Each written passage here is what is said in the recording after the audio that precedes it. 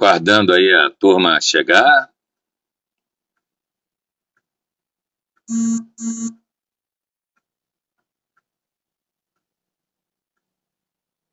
Muito obrigado quem já está chegando aí. Marcinha Cury, Moisés Silva Pereira, Francisca Teixeira, Velker Castilho, Interjamp Brasília, Antônio Simão, Antônio Alegria Simões, meu presidente da Sociedade Hípica Brasileira. Vamos lá, João Aragão.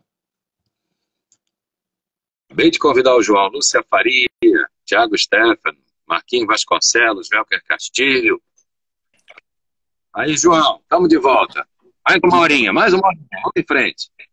Então vai lá. Mais uma hora é demais, irmão. Você me deixou Calma, sozinho. cara, tem muita história aí. Você nem me contou a história do Fiat, que você falou que o Serginho Augusto Rodrigues ia contar pra gente, pô. Pois é. Eu vou contar só para a gente quebrar um pouquinho. Quebrar a história.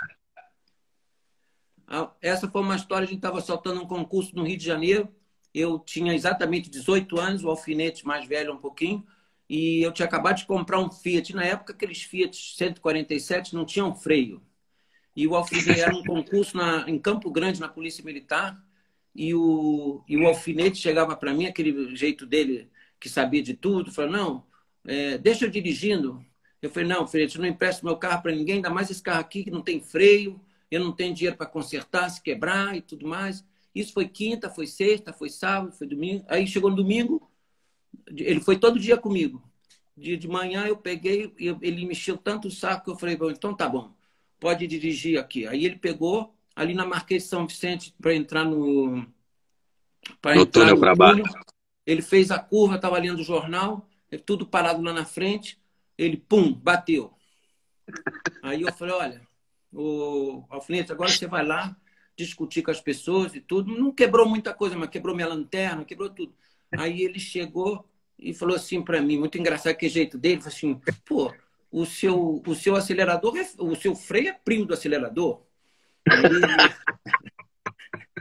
Primo do acelerador, a melhor definição. Mas eu já tinha falado para ele. Eu já tinha falado para ele. Então, vamos lá. Então, grande abraço. Estamos com a gente do Rio Grande do Sul, aqui adoidado. Então, a gente estava onde? A gente estava falando dos brasileiros de hipismo, se você ainda sente essa diferença. Você lembra também que vários cavalos fizeram história naquele tempo no nosso hipismo e eram todos cruzados lá nos campos da Argentina. Grandes criadores lá também ajudavam aqui. A gente não tinha só puro sangue inglês, nem cavalo mestiço do Sul. E alguns deles, Bonjour e outros grandes cavalos, apareceram no hipismo brasileiro vindo da Argentina. Depois da criação da Associação Brasileira dos Criadores de Cavalo de Hipismo, o Brasil passou a hegemonia na criação da América do Sul, assim eu vejo. Mas ainda assim, você vê dificuldade da gente acompanhar o nível dos cavalos internacionais, não digo só a Europa? Não, cada vez vai ser menor, mas porque, por exemplo, quando eu cheguei na Europa a primeira vez, a criação francesa era muito fechada, não deixava garanhão alemão entrar, não deixava garanhão holandês. Eles foram os últimos a abrirem um pouquinho. Os belgas já misturavam tudo, já tentavam uma raça misturando tudo que era de melhor. Os alemães também meio fechados no lado dele. Depois, quando começou a flexibilizar isso tudo, a criação foi melhorando. Tanto na Alemanha vieram cavalos mais finos, cavalos mais ágeis. A França começou a ter cavalos mais potentes. E hoje em dia, você pode ver, eu não entendo muito de números de criação, de tudo, mas a criação belga é uma criação fortíssima hoje em dia. Fortíssima. Nos resultados de grandes campeonatos, eles estão sempre lá na frente. Por quê? Porque eles flexibilizaram. Então, eu acho que o BH tem todas as chances de melhorar. Veja bem, eu falo sempre para todo mundo. O que você acha que uma pessoa prefere? Montar cavalo de 1,55 m na hípica de São Paulo, de Santa Amaro, da Paulista, do Rio de Janeiro, ou montar lá naquele frio lá na Bélgica? E depois sair do Rio de Janeiro e saltar em Roterdã, saltar em Aachen, saltar em tudo, e depois voltar para o Rio de Janeiro, para a praia, tudo. O que vocês acham que é melhor? Agora, depende, né? Tem que pagar o então preço. melhor. Então tem uma coisa. Agora, o criador brasileiro tem que também falar assim, olha, eles é igual eu faço uma comparação, esse tipo, você é operado de uma operação no joelho. Metade é a operação, metade é a fisioterapia.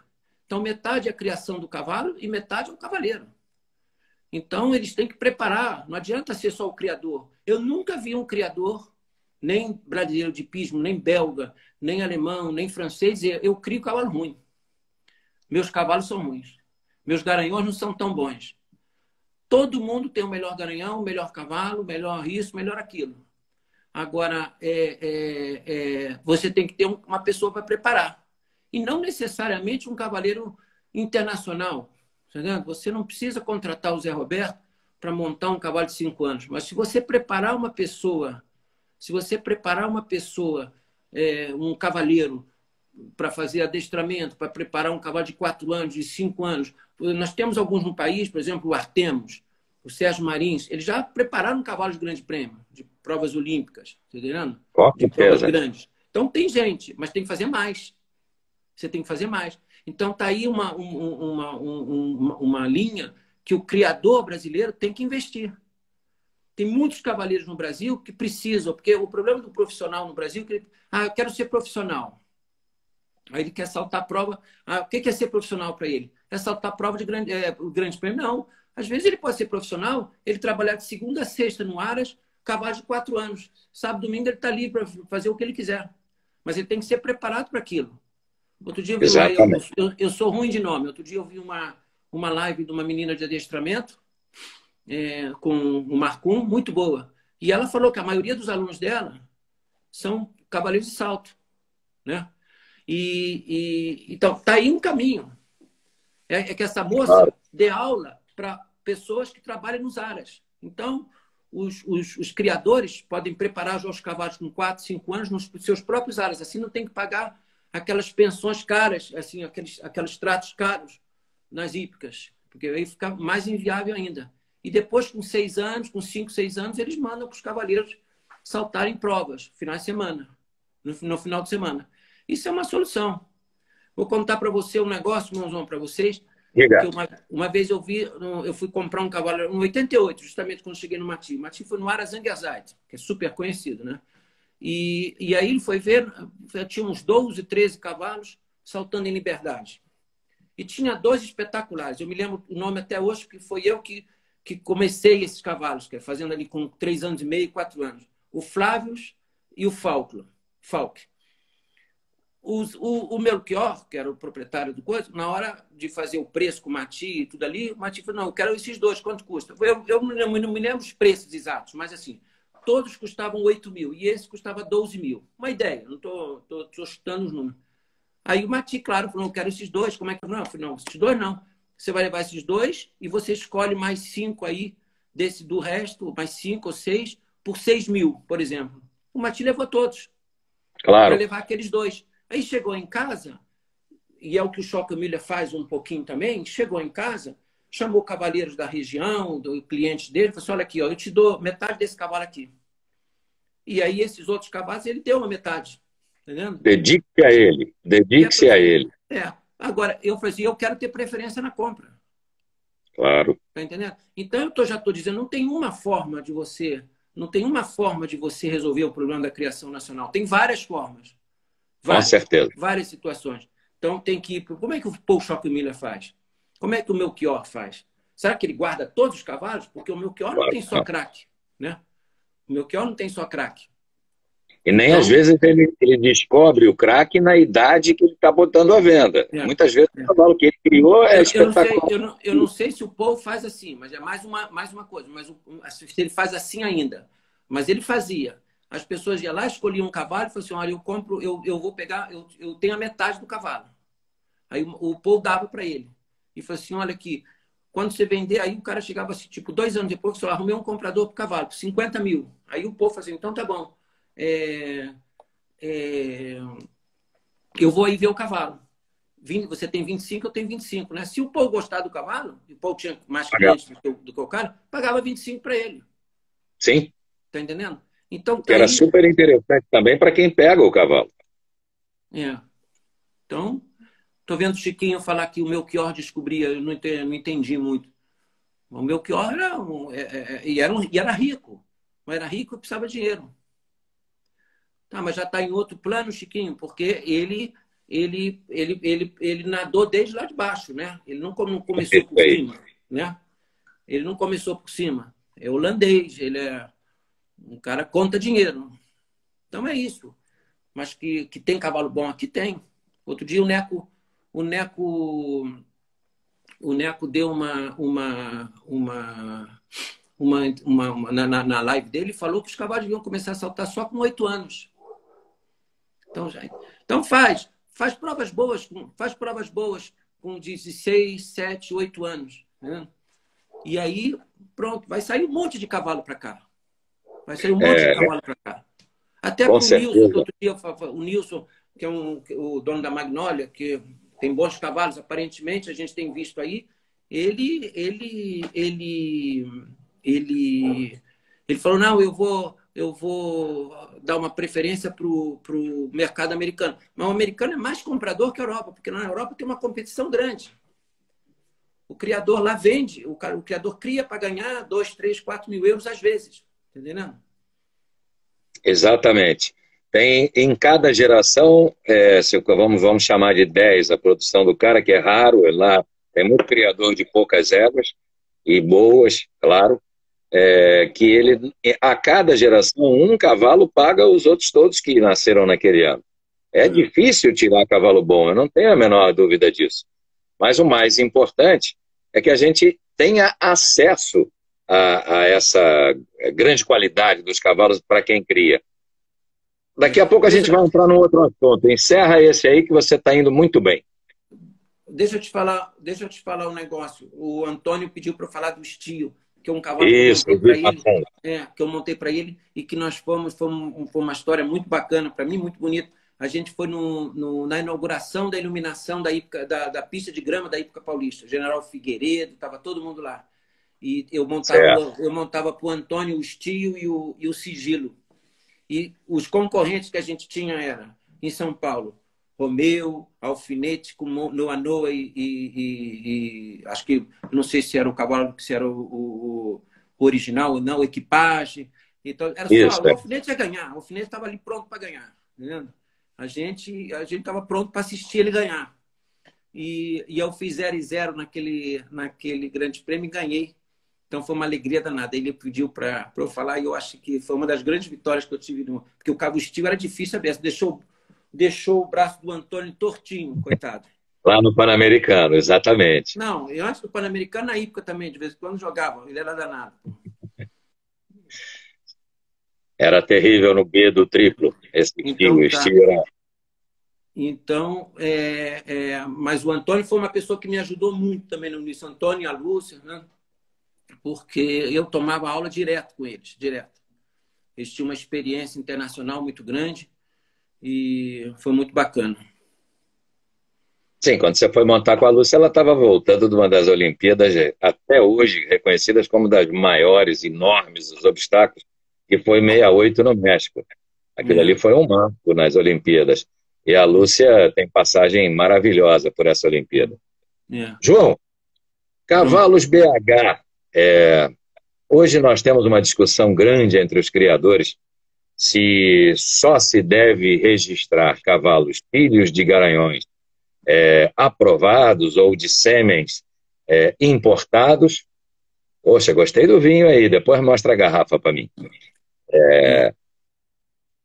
Ou se você poderia, como é no puro sangue inglês ainda, né? Qualquer brasileiro de hipismo cruzado com um brasileiro de hipismo, você poder registrar.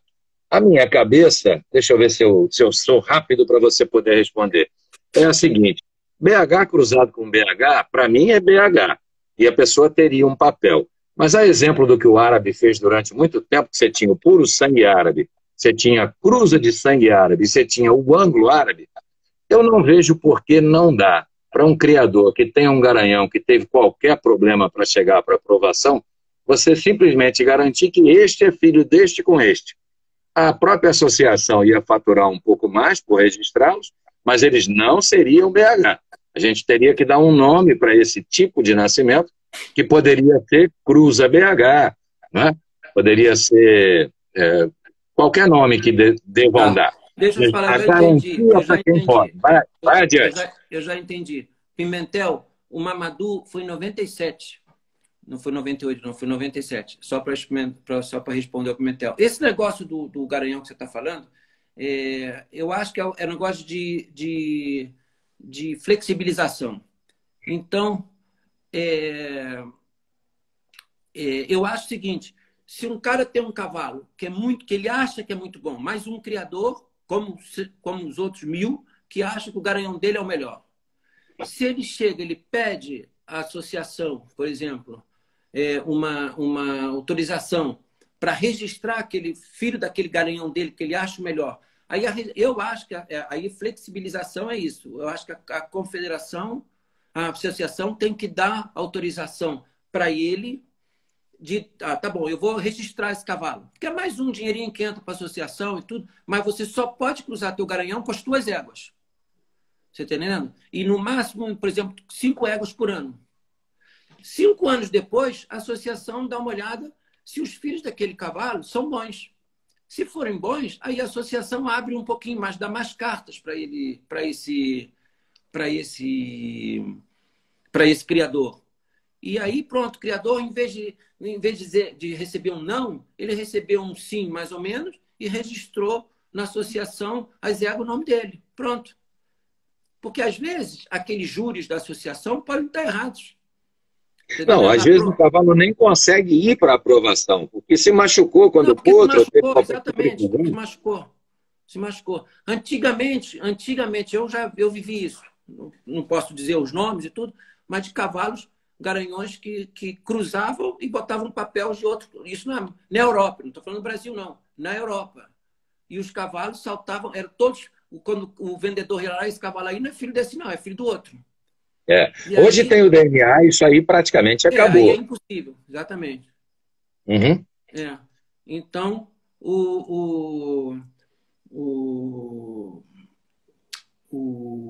eu acho que isso é a flexibilização de você chegar e aumentar. Isso é que progredir é isso, entendeu? Não é dizer não. Por que vai dizer não? Você quer criar com o seu garanhão, com a sua égua? Então pronto. Então, Rocco já está dizendo que isso já existe. Então pronto, então já está bom. Não, já existe sim uma forma. O que não existe é você poder registrar, e na minha cabeça era um livro inseparado, era um studbook paralelo. Cansei de falar isso aqui. Havia o puro sangue árabe. Todo mundo criava árabe, mas tinha cruza árabe e tinha anglo-árabe. E era registrado na mesma associação, eles faturavam uma grandeza registrando esses cavalos e não eram da mesma raça. Para mim, BH, éguas e cavalos que não tenham passado, a égua, no caso, no Brasil nem existe esse problema. Mas no garanhão não aprovado, ele vai registrar num papel paralelo, vamos chamar de secundário, dizendo, este é uma cruza BH. Se lá na frente ele se mostrar um cracaço, aí o BH pode promovê-lo, assim como promovemos os Urquis e outros tantos outros que não tinham. Mas aqui, Mãozão, deixa eu te falar uma coisa. Aqui tá, o Alexandre Cury está aqui, porque éguas medíocres podem produzir com registro. Medíocre para ele. Mas para o criador da égua, ela é uma super égua. Mas você não pode tirar isso. Porque se o criador da égua acreditar que a égua dele é medíocre, ele fecha as portas do Aras e são menos 10 éguas na associação. A gente não precisa hoje o número de nascimento é o início. Deixa eu acabar de falar. O início foi a tua pergunta. Então, é o mercado que diz. Isso. Vamos acreditar no mercado, minha gente? Não, tem que acreditar quem compra. Você não acredita. Não, o mercado define o preço desse cavalo. Se o cara criou mal, ele perdeu dinheiro. Ele vai aprender que é melhor seguir para o caminho do garanhão e das éguas de primeira linha. Mas ele, de repente, é um criador com objetivos de até, sei lá, 1,40 m, 1,30 m, e pode oferecer ao mercado cavalos interessantes, a bom preço, não é? Tem aqui agora o Chiquinho falou o ano que eu ganhei o aniversário da Hípica. Eu acho que teve um ano que eu ganhei, foi um rodízio. foi um rodízio que eu fiz com a Lúcia Santa Cruz. Na época, eles substituíram o Grande Prêmio por um rodízio. Quer dizer, o único Grande Prêmio que eu ganhei foi do Sul-América.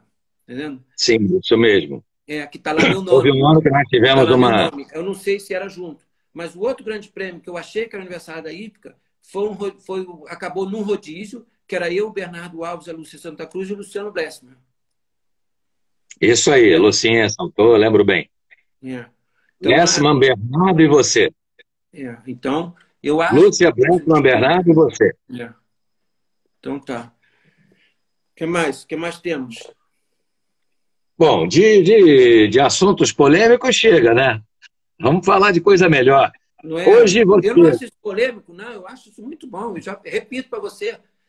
Eu, por exemplo, eu faria a mesma coisa que o Zé Roberto Reynoso faz. Eu não preciso ir para a Europa. Agora, o Zé Roberto gostaria de montar 3, 4 cavalos, talvez superiores, que aí sim ele pega o cara, bota no avião, vai lá, salta Roterdã, tudo e volta para São Paulo. Entendeu? Porque aqui ainda é o melhor país para você morar. Sem dúvida. A qualidade de vida que a gente tem aqui é completamente diferente lá. Lá você tem acesso a competir no circuito de Fórmula 1, mas ao mesmo tempo vai ter um preço a pagar. Bom, Fábio pediu para eu falar de uma vitória que eu tinha esquecido de falar aqui, de uma das vitórias, mas eu vou falar de uma vitória que para mim foi importante. Eu estava na Bélgica e montando o Gauan.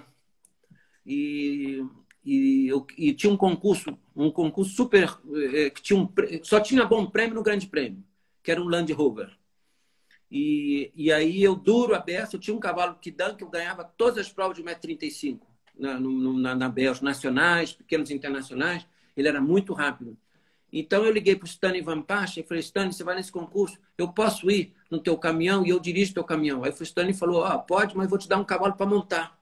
Eu falei: então tá bom. Aí eu levei o Gauan, o Kidan, e o cavalo e a égua do Stanley e fui dirigindo. Era lá perto de Roma esse concurso. E na época, o Stanley não fazia viagem igual o Neco, parando em 2 etapas, não. Era uma etapa só, 1.000 quilômetros e acabou. Né? Aí fui, eu, o tratador dele e tal, chegamos lá eu com a Cláudia, chegamos lá em Frascati, do lado de Roma. E o primeiro dia, o Kidan era um cavalo, e tinha prêmios bons até para as intermediárias. Muito prêmio, dinheiro aberto. E aí eu faço 0 na primeira passagem, era 2 fases. Quando eu faço a curva para o desempate, para a segunda fase, o Kidan escorrega e cai. Eu falei: pronto. E ele, quando perdia a confiança, era difícil recuperar. Tinha que fazer prova de 1,20 m para começar, porque ele gostava de dar uma paradinha, ele não tinha muita força, não. Aí, no dia seguinte, era uma prova de cooperação, ele classificou, e nisso tudo o Gauan fazendo o que ele sabia: 4 pontos, 8 pontos, 4 pontos, 8 pontos. E aí chegamos no último dia, no Grande Prêmio, e veio o Felipe Moyerson, com um cavalo Turdilho, que era o melhor cavalo da Itália na época. E ele só veio porque a pista era ruim, era um campo de futebol, então o piso era duro. E aí ele veio para ganhar, ele só saltou 5 obstáculos de uma prova, e depois entrou no Grande Prêmio. O cavalo dele fazia 0 e 0 todo o tempo. Era um cavalo que ele tinha comprado do Guido Brannings. E aí eu entrei no primeiro percurso, fiz 1 ponto de excesso. Depois o Felipe Moyerson fez 0. Teve outro italiano que fez 0 também. E depois tiveram assim 4 pontos. E aí eu falei: bom, no segundo percurso classificava os melhores só, entrava uns 25%. Então todo mundo de 4 pontos entrava. Então primeiro entrou todos os 4 pontos, entraram e fizeram 0. Aí entrou eu com 1 ponto. Só precisava ir devagar e zerar. Eu falei: se eu fizesse 4 pontos, eu estava atrás de todo mundo e voltava para a Bélgica duro, que nem eu saí. Que o Kidan já tinha ganho ali um pouquinho, eu já estava mais relaxado, sabe? Mas aí eu cheguei lá e fiz 0. Aí falei: bom, fiz 0, e aí vem o outro, veio o Felipe, veio o italiano, o outro ficou nervoso a beça e fez 12 pontos. E aí o Felipe Moyerson entra, era só, ele não tinha como bater, não tinha como bater. Aí ele foi lá, eu vi uma coisa incrível. Se não fosse na Itália, não seria tão incrível, porque o jurado falou assim: não, desculpe, Não, aí eu vi o jurado e falou assim, você sabe direito a pista e tudo? Aí o Felipe Maier foi lá nervoso, errou o percurso. Nossa. E eu ganhei aquela Land Rover e aí foi um espetáculo. E quando eu voltei para casa, me lembro bem o Mati me esperando e tudo. O Filipinho estava lá também, o Filipinho montava uns carros do Mati. Aí foi um espetáculo. Voltei, foi a primeira vez que eu fiz 1.000 quilômetros de volta para a Bélgica, feliz a beça. Né? Estão perguntando muito do Aslan. Então, o Aslan foi esse cavalo que eu peguei do Winkler, que o Winkler deu. Deu para o Neco, queria dar para o Neco disse que não tinha tempo de montar e me deu, e o Aslan foi esse cavalo. O Aslan foi um cavalo que me deu esse derby de Bois-le-Roi, na França, que eu contei, entendendo? Que ganhou, que na semana seguinte que eu vim do Rio. Depois eu fiz 0,4 numa Copa das Nações de Arren com ele. Depois, fora isso, ele classificou em vários CSOs, CSI, CSOs. Depois eu vendi para o Dr. Roberto. Até o Filipinho ajudou a vender a metade, porque era metade do Neco, metade minha. O Filipinho vendeu a metade do Neco para o Dr. Roberto. O Dr. Roberto comprou para ajudar quando eu estava lá. Foi um cavalo espetacular, um puro sangue americano. Foi o meu cavalo mais importante para mim. Então... Muita gente boa aqui com a gente, Fábio Rodarte, tem uma galera, Fábio Leivas, Lucinha, prazer enorme aí em revê-los sem vê-los, né? Hoje em dia eu digo para ele, nos lemos por aí, né? Eu só consigo conversar com os meus amigos. Vou deixar vocês com em algum lugar. Quando o Mãozão começa a dar declaração assim de amor, vou deixar vocês com ele. Não, meu filho, a gente está querendo é que entrem mais perguntas para você. Aí, ó. Qual a sensação de saltar em Aachen? Aí entrou aqui um cavaleiro que eu já tinha até escrito aqui para falar dele, e quando eu tive eu vi uma live de alguém que falou assim, não, fulano bateu boxe e tudo. Quando cheguei na Bélgica, tinha um cavaleiro, eu tenho orgulho de ver algumas pessoas progredirem assim, na minha frente, sem eu ter feito nada para eles, tá entendendo? Mas vendo a carreira deles, que é o Tuca. Sim. Então, tá aqui, o Tuca, ele chegou lá também, um pouco nas mesmas condições que eu, nós nos encontramos num determinado momento, até quando o Chiquinho falou do Mamadou, o Tuca que montava o Mamadou lá com o Mati, e eu fui lá uma vez experimentar o Mamadou e um cavalo alazão que eu vendi para o Rodrigo Sarmento, mas o Tuca é um exemplo de cavaleiro, porque dá um orgulho de ver um cavaleiro brasileiro, entendendo? Ter o progresso que ele teve lá e hoje montar na equipe da Suíça. Que não é brincadeira, é uma concorrência danada. É uma concorrência. E também fez boxe, como fez também o Santiago Lambre, entendendo? Nas mesmas condições, esses cavaleiros todos aí. Então, existe uma quantidade de cavaleiro hoje enorme, enorme. Então, Arthur Gustavo da Silva. Conheci ele saltando em Florianópolis, começando a carreira dele. Lembro bem do pai dele, do esforço todo que eles tinham. E é um exemplo fantástico de sucesso. Bacana ter o Tuca aqui com a gente. Apesar de ele estar falando mal. O Mário Teixeira falou que você não ganhou nos anos 90. Esse concurso que eu ganhei do Gauan foi nos anos 90. Foi nos anos 90. Então, depois foi diminuindo. João, está aparecendo aqui algumas perguntas, tipo, não sei se você teve velocidade aí para ler. Você pensa em ser dirigente, João? Acha que está na hora de assumir algum cargo aí e ajudar o hipismo brasileiro a continuar num trilho aí de sucesso? Não, eu queria ajudar. Claro, se eu não monto mais, eu tenho que ser alguma coisa, né? Eu tenho que ser dirigente. Quem não monta mais vai ser dirigente. Não, você não compete mais. Montar, você monta. Eu vi você montando outro dia. Não, monto, mas eu gostaria de trabalhar em ou numa confederação, ou numa federação. Eu estava conversando agora recentemente com a Lúcia para a gente ver se a gente reacende um pouquinho a Federação do Rio, porque a Lúcia é uma pessoa que conhece tudo, talvez ela seja um pouquinho tímida a ponto de se impor assim, mas eu acho que a gente não tem muito, né? Como tem um ditado francês que diz, a gente não tem, il n'y a pas 36 soluções. Então, não tem 36 soluções para um problema só. Então, a gente tem que trabalhar, tem que pegar os amigos e ir para frente, entendendo? Tem que se virar. Com certeza. Muito do que a gente herdou desse hipismo do Rio de Janeiro, que na tua época era vibrante, né? A Sociedade Hípica Brasileira chegava perto de 1.000 sócios. Hoje, para você ter uma ideia, a gente tem pouco mais de 200. Aquele gigantismo do Rio de Janeiro que exportava cavaleiro para todo lado, eu acho que é bem possível de ser resgatado. Claro que não é fácil, mas é muito bom ter alguém que viveu essa época para poder lembrar como é que a gente chegou nesse ponto.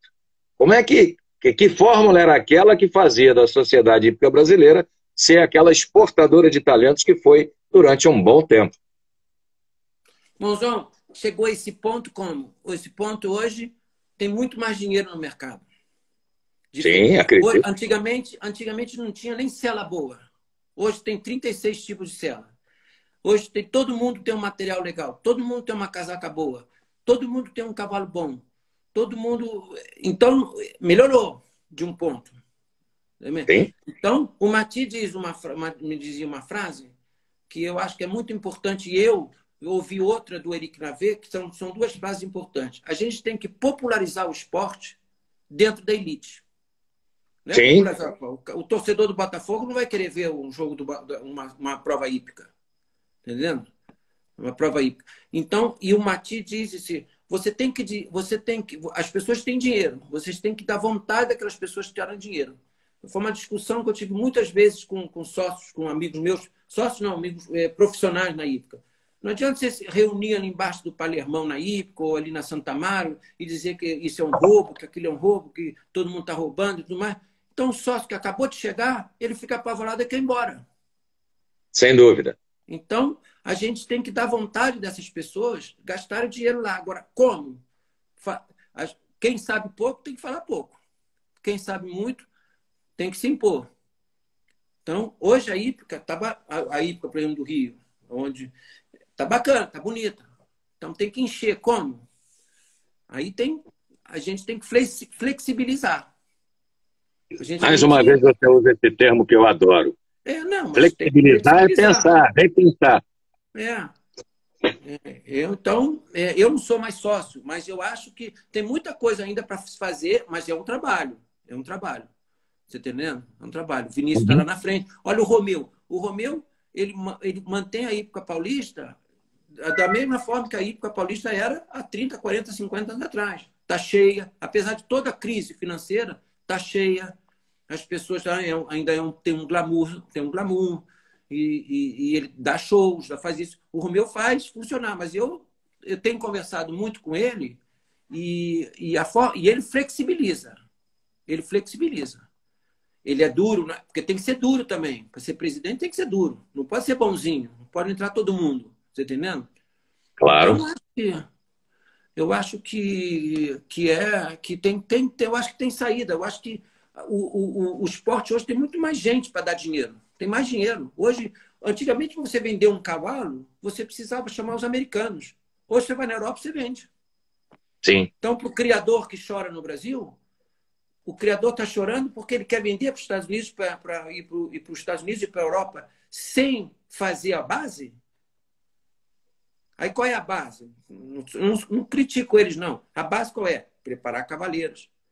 Pagar os cavaleiros. Por exemplo, se eu vou... Tá aqui, vamos dizer, eu não estou vendo todo mundo, mas o Chiquinho estava aqui. Se o Chiquinho, com o proprietário dele, desembarcar aqui no Brasil e lá no Aras de um criador brasileiro, escolher um cavalo bom e falar assim, olha aqui, tá bom, eu compro a metade e levo para a Europa. Pronto. Agora, essa metade tem que ser um preço que o criador tem que aceitar. Ou tem que ser um bom preço. Sim. Por quê? Porque quem vai montar o Chiquinho, quem vai pagar o trato é o proprietário dele, eles têm que ter um benefício. É simples, é conta. É conta. Senão o Chiquinho vai fazer a mesma coisa na Europa. Claro. Pronto. Ele vai fazer a mesma coisa na Europa. Viu? Então, O Chiquinho dizendo aí. Estou aqui, João. Quem? O Chiquinho Azevedo. Então, ele está aí. Então, Está nos assistindo. Você está fazendo propaganda toda hora, você sumiu. 20 minutos, o teu patrocinador devia te dar uma multa, porque você nem abria a internet, você sabia, pô. Quem? O Chiquinho? Não, você com esse chapéu aí que você está botando, fazendo propaganda. Não, amigo, isso aqui é uma hípica que me trata super bem lá no Paraná. Não estou fazendo propaganda, não. Ontem eu até fiz de 2 cervejas, mas não mandaram nenhuma nova para mim. Então, o Tuca está dizendo aqui que ele não concorda. Não concorda com o quê? Eu tinha dito que ele era bom. Será que ele não concorda que ele era bom? Não, ele falou que não concorda que morar no Brasil é melhor que morar na Europa, por conta de segurança, por esse aspecto. Ah, Eu é. até entendo a crítica Não, dele. Não, mas eu tô falando pelo lado. Tem vários lados também. Tem vários lados. Sempre, tudo na vida você abre mão de alguma coisa para conquistar outra. Não tem jeito. Fala. O que eu tô na dúvida desse grande prêmio que o Chiquinho e o Mário estão falando. O aniversário daí, porque meu nome está lá só com esse do que eu ganhei do Aquarius. Não foi outro. Eu me lembro que eu tenho até foto disso, mas o celular agora está usando para fazer a transmissão. Eu acho que o teu nome está lá uma vez só mesmo. É. Me lembro bem da manhã daquele dia que você foi trabalhar no Picadeiro de Espelho. No dia desse grande prêmio, eu passei por você quando você entrou e quando você saiu do Picadeiro. E você estava bem focado ali. Aquilo foi uma vitória muito bacana. Fábio Leves está dizendo que é imbatível no Rio, ele morando em Wellington, e ele não mora mal, parece. Não mora mal, não. E aí, o que mais? Então, aí é por aí. Se o Joãozinho, meu filho, estiver vendo aí, eu queria trazer ele para aqui para fazer um tintim, que ele gosta de fazer tintim. Ele está perto aí, João. Você está em Pindamonhangaba agora, para quem chegou há pouco. E pretende ficar por aqui até quando, João? Eu agora até a pandemia acabar, né? Depois eu tenho que voltar para a Bélgica. Lá você tem um centro de treinamento, continua recebendo cavaleiros? Não tenho centro de treinamento, não. Eu agora dou clínicas. Eu tenho assistido regularmente um criador francês, que eu vou lá dar aula para os cavalos, para o cavaleiro dele, que tem cavalos novos regularmente ali na fronteira do norte da França. E tem umas alunas na Bélgica. E é só isso. Eu tenho um cavalo novo que agora...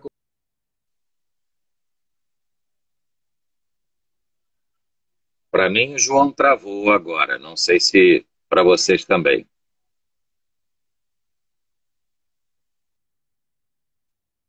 Lisboa recentemente, regularmente, né? O que você tem em Lisboa hoje? Cortou aqui um pouquinho. Um super atacante do esporte de Lisboa, que é o Luiz Felipe, que hoje entra no Sport TV, daqui a pouquinho está no Sport TV.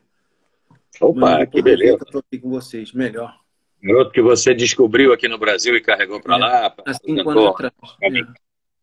Que é exatamente, tem umas coisas que me fazem fazer uma boa comparação. O Mati sempre me dizia isso também. O melhor cavalo do mundo está nascendo agora. Basta você viajar para descobrir ele antes que os grandes pessoas descubram, para depois não ficar tão caro. Então, esse é o preço. Esse é o preço do que você tem que pagar quando você vai fazer, quando os criadores do BH vão ter que pensar nisso também, né? Sem dúvida. Corretíssimo. Perguntas, minha gente. Vamos lá, vamos aproveitar o João.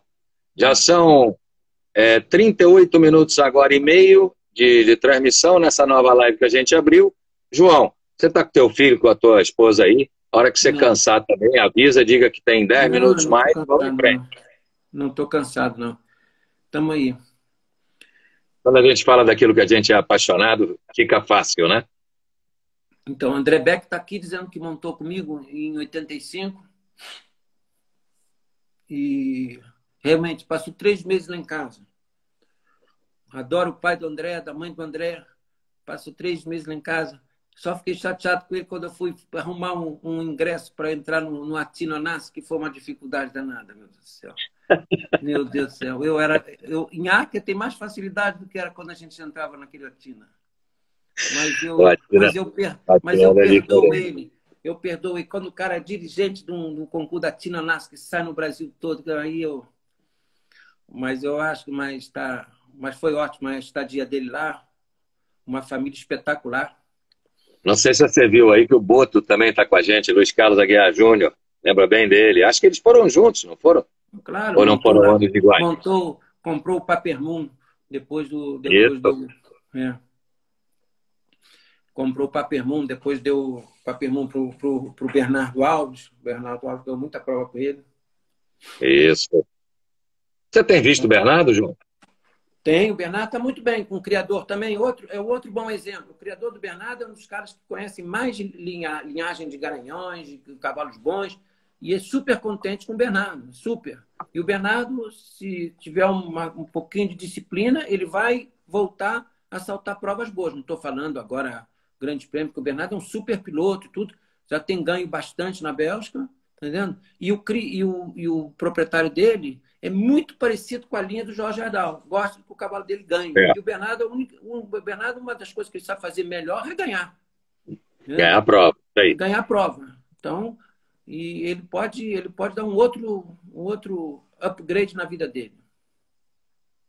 Certo. O Paulo Franco acabou de perguntar aqui o que você achou dessa mudança na regra do hipismo, das equipes serem 3 cavaleiros só, terem acabado o descarte. A gente que é bem antigo no esporte, sempre, olha, torce o nariz para mudanças. Mas o que você achou? O que você acha que vai rolar com essa nova regra? Ter mais países, né? Porque vai abrir mais representações, e, em compensação, as equipes serão só de 3 cavaleiros sem descarte. Eu tinha uma opinião formada já. Depois eu vi o Rodrigo falar, vi o Chiquinho falar, e aí realmente eu dei uma balançada. Mas eu acho que vai criar um novo impacto, assim, tá vendo? A Alemanha... porque também para fazer um concurso... Olimpíada é diferente do que um campeonato mundial. Né? Tem uma outra conotação. O Rodrigo coloca como uma coisa... não, tem que ganhar os melhores. Não nas Olimpíadas. Talvez. Eu dei uma balançada. Mas eu estou curioso para ver como é que vai funcionar. Estou curioso para ver. Eu acho que... Quando o Brasil perde 7-1 para a Alemanha em Belo Horizonte, é da regra. Mas o Brasil era melhor. O Brasil não podia perder em casa nem por 1-0, perdeu por 7-1. E aí E aí? Eu acho que tem surpresas. Eu acho que competição também é legal, principalmente as Olimpíadas, né? E tomara que isso beneficie ao Brasil, porque também nós, há 10 anos atrás, 12 anos atrás, a gente não tinha 3 cavaleiros como a gente tem hoje, 3 conjuntos como a gente tem hoje. A gente tinha no máximo né? Um e meio, a gente podia chamar 1,5, você tá entendendo? Aí, chance de medalha, de resultado. Aí hoje em dia, eu dei o exemplo, quando o Chiquinho falou isso, eu dei o exemplo de Los Angeles, onde a gente fez 100 e poucos pontos nas Olimpíadas de Los Angeles. Então, por essa regra, aí a gente não podia estar em Los Angeles, porque na época não tinha nem, não tinha qualificativo, nem nada. Então, eu acho que hoje a gente teve muita chance, você entendendo? O Brasil teve muitas oportunidades de crescer e cresceu e aproveitou essas oportunidades. Mas hoje o Brasil está entre as 8, né?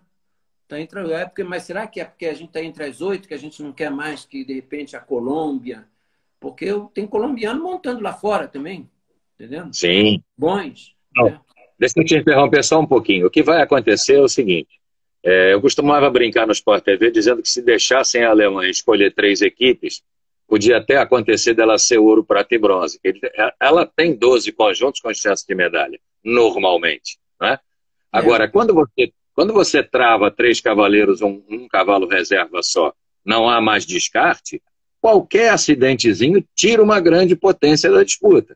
Verdade, isso é a primeira verdade, a primeira mudança. O Brasil não era uma potência quando entrou contra a Alemanha em Belo Horizonte? Perdeu. João, eu entendo muito menos de futebol que você, mas vou te falar, eu estava muito temeroso daquela seleção, muito complicada, mas tudo bem, vamos adiante, porque comparar com futebol muitas vezes dá certo, mas é um jogo de equipe e tudo isso.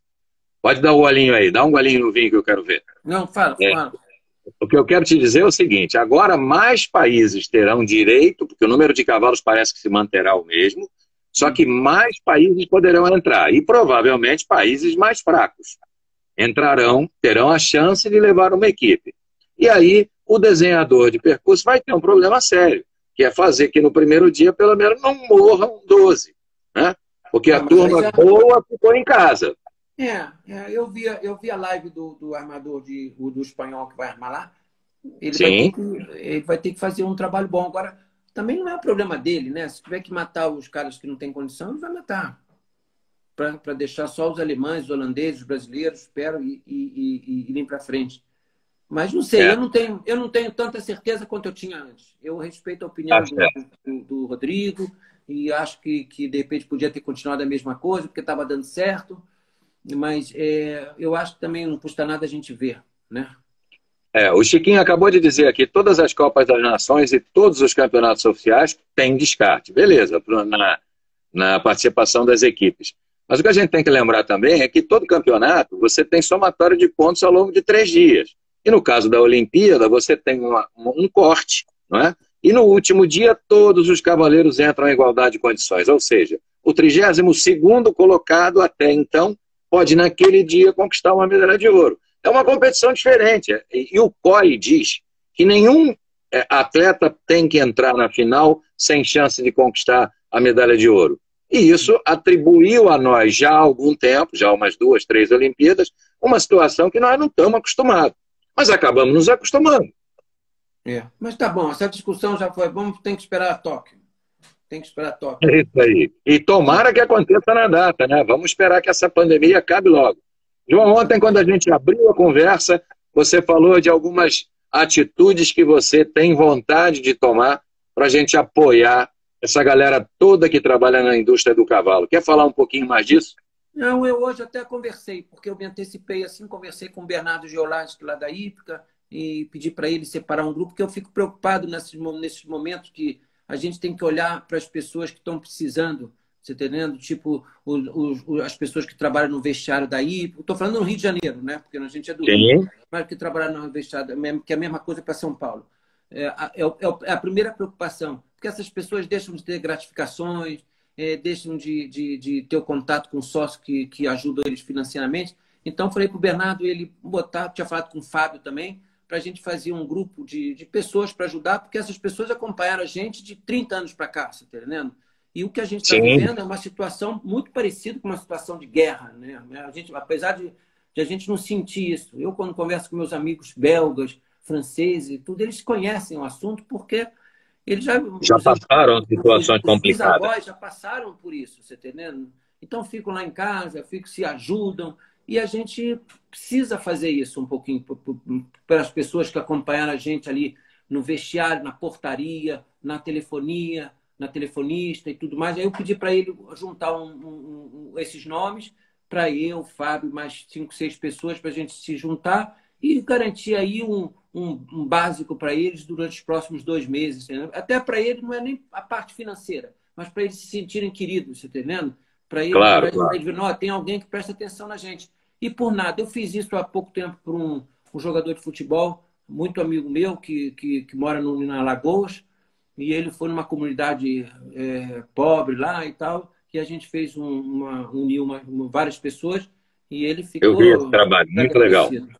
É. Deixa eu te falar uma coisa, nós fizemos um trabalho muito bacana pelas redes sociais e ajudamos o pipoqueiro, famosérrimo, Carlinhos, que sempre nos ajuda nos concursos em Minas Gerais, São Paulo, Diabo. Muita gente ajudou e eu queria agradecer a Malu, que deu a maior força do mundo. Você me disse que a Malu estaria gravando essas nossas lives e que elas Ela disse que ficariam era- depois Mas aqui você aparecia, disponíveis. né? Porque você sumiu, né? Você. Não, não, essa primeira foi o voo solo seu, João. Tá certo, tá normal. Artista é Você, artista, amigo. É uma você hora que sumiu. tem carreira solo. Ó, Frederico João, eu nunca Castanha tinha entrou feito aqui. nada no Frederico Instagram. Castanha entrou, um dos melhores cavaleiros que eu vi montar. Argentino. É, cara. E, João, tem uma pergunta que acabou de passar aqui, e desculpe que eu não consegui ler o nome, que muita gente está colocando coisas. O Neco escalou a equipe dele de todos os tempos, na live que ele fez lá com o Marcum. E aí me pediram aqui, quem é que seria a sua equipe olímpica de todos os tempos? Quem seriam os 4 camaradas, independente da época, que você colocaria como a equipe dos sonhos, o Dream Team brasileiro? Eu já tinha colocado no meu Facebook, já tem um mês isso, quando isso começou, mas eu já tive vontade de botar e botei lá por idade e sem dizer quem é reserva, quem é titular, para não ter briga. Né? Mas eu botei por idade, eu botei o Coronel Renildo, depois o Neco, depois o Alfinete, depois o Filipinho e o Rodrigo. Perfeito. Bela equipe. E aí,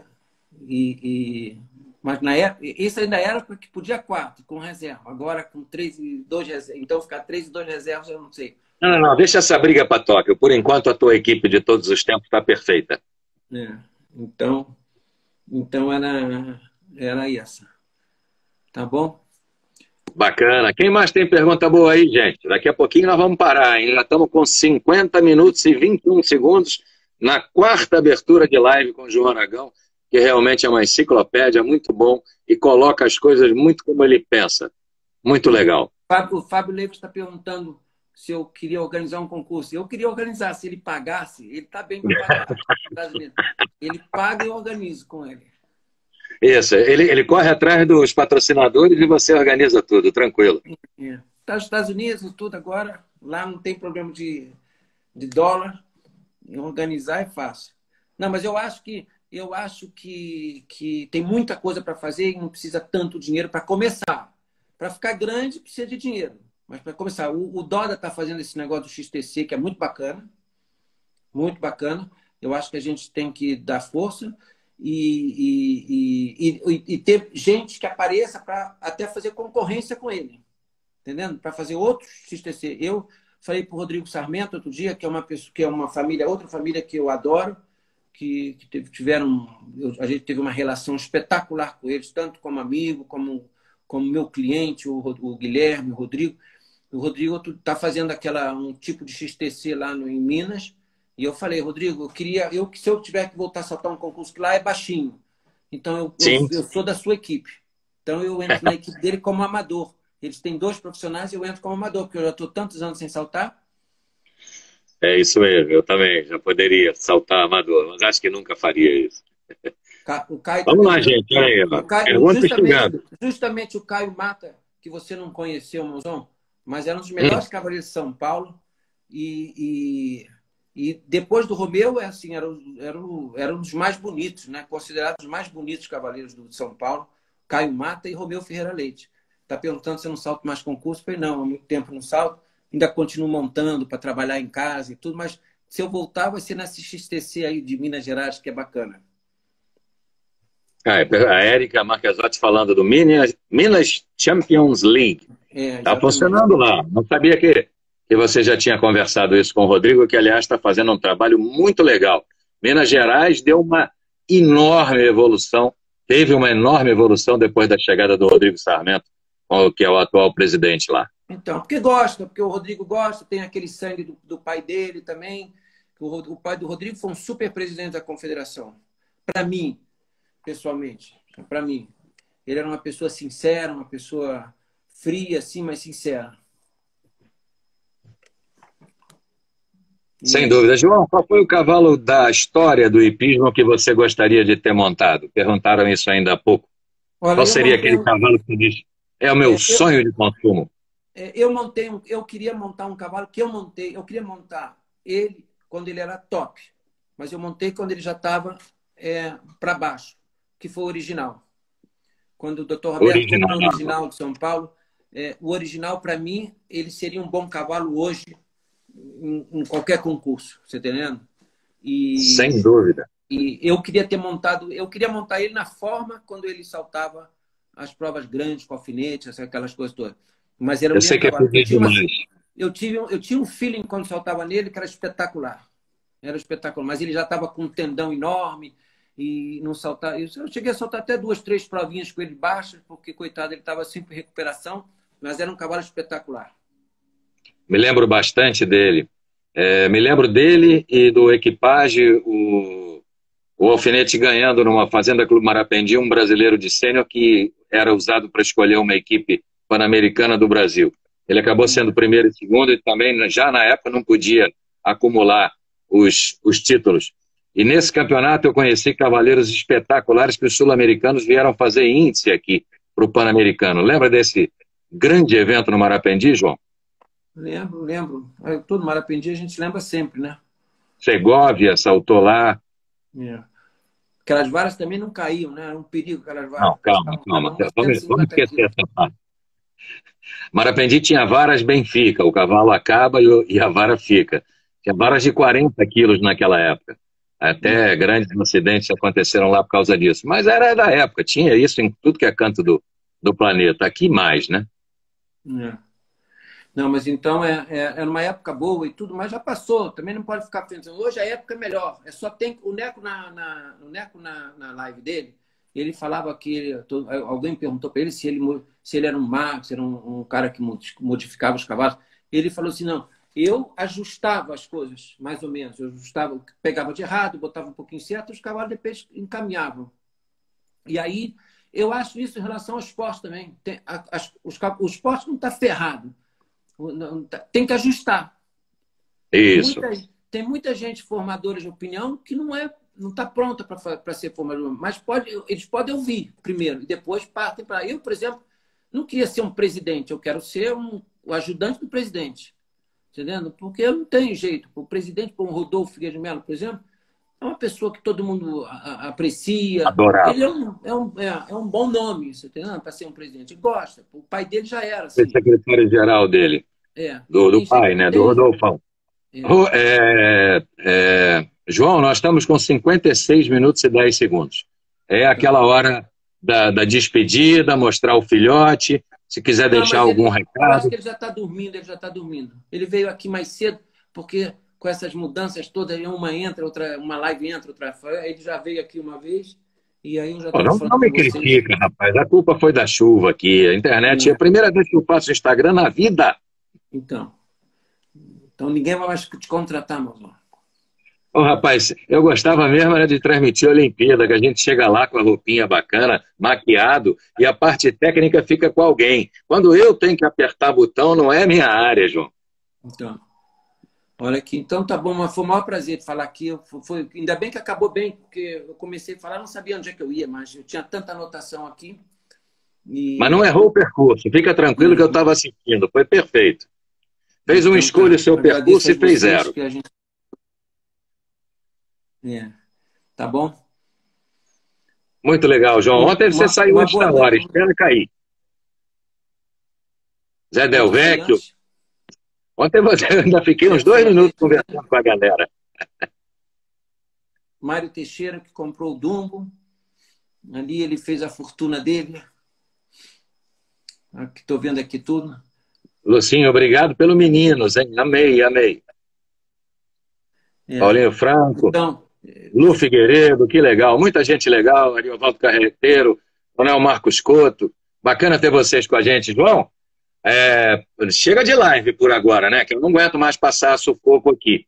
Não, vamos assistir dos outros. Érica, eu já falei para o Bernardo Geolas que, como eu fui ex-sócio da Hípica e nasci ali, eu poderia fazer uma live para falar da Hípica com ele. Então, com vocês, com quem vocês quisessem. Mas, perfeito, João. Você tem que falar mais mesmo. Adoro tuas colocações, você é direto, reto. E quem viveu aquela época do hipismo brasileiro e conhece o hipismo europeu tem muito que acrescentar no nosso esporte. Gente, obrigado por estar aqui. Eu estou me despedindo e estou passando a palavra para o João. Eu vou colocar aqui no Instagram a carta que a Cláudia, minha tratadora, mandou, um e-mail que ela mandou, que é para vocês verem como eu fico feliz também, como é que essa profissão também tem essas coisas boas, né? Legal, João. E pede para a Malu passar para a gente onde que as pessoas podem acessar o que ela gravou. Isso era muito legal. Tá bom. Um abraço para todos. Obrigado aí, obrigado Chiquinho, obrigado Fábio, todo mundo, Patrícia. Beto, calma que você tem 1 minuto, dá para fazer 2 desempates. Paulo Franco, e já falei Paulo Franco de Acre, não aguento mais Acre.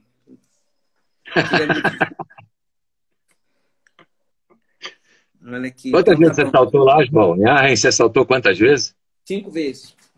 5 vezes, muito legal. Tá bom? O Mário está dizendo que é no canal do hipismo. Depois a gente tem que entrar lá e ver se a gente consegue rever e dar boas risadas com o João Aragão, que é um fenômeno. João, 30 segundos, despede aí, agora é sério. Então, um abraço para todos. Obrigado, André. Desculpa a brincadeira, mas era uma brincadeira que era verdade também, né? Mas eu continuo gostando de você igual. Mas você tem que dar uma repensada nisso. O passado também é importante. Bebel, um beijo grande a todos vocês aí que tiveram.